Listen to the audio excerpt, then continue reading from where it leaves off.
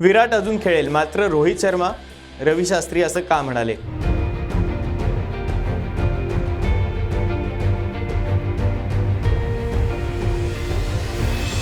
ऑस्ट्रेलियामध्ये border Gavaskar trophy स्पर्धा सुरू आहे। 5 कसोटी सामन्यांच्या मालिकेमध्ये चौथा कसोटी सामना भारतासाठी खूप महत्त्वाचा होता।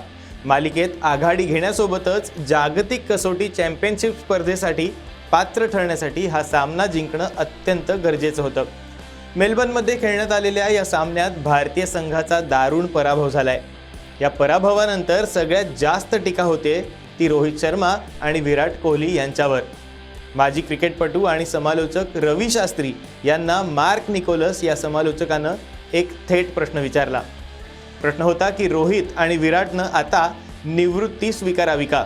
रवी शास्त्री यांनी या प्रश्नाचं उत्तर देताना म्हटलंय, रोहितच्या निवृत्तीबाबत बोलायचं झाल्यास हा निर्णय त्याचा असेल। वरच्या क्रमांकावर खेळणाऱ्या रोहितचं फुटवर्क आता पूर्वीसारखं दिसत नाही।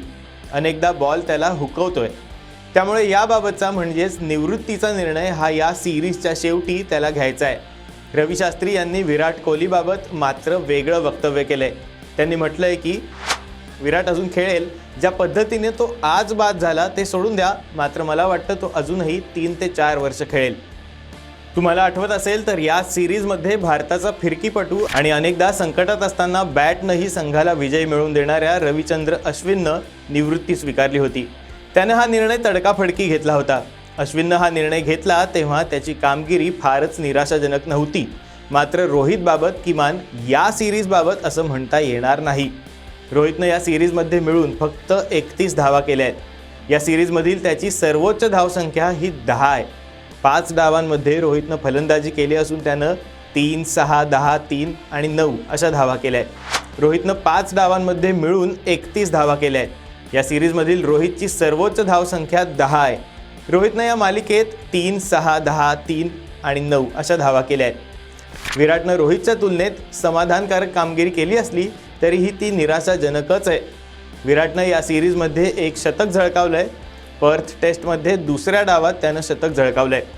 हे शतक सोडल्यास विराटनं 7, 11, 3, 36 आणि 5 अशा धावा केल्या आहेत। विराट कोहलीनं या सिरीजमध्ये एक शतक झळकावलंय आणि उरलेल्या डावांमध्ये विराटनं 7, 11, 3, 36 आणि 5 धावा केल्या आहेत। या मालिकेत रोहित शर्मापेक्षा जास्त धावा या आकाशदीपनं केल्या आहेत हे सांगितल्यास तुम्हाला आश्चर्य वाटेल, मात्र आकाशदीपनं या मालिकेत 38 धावा केल्या आहेत तर रोहित शर्मानं फक्त 31 धावा केल्या आहेत।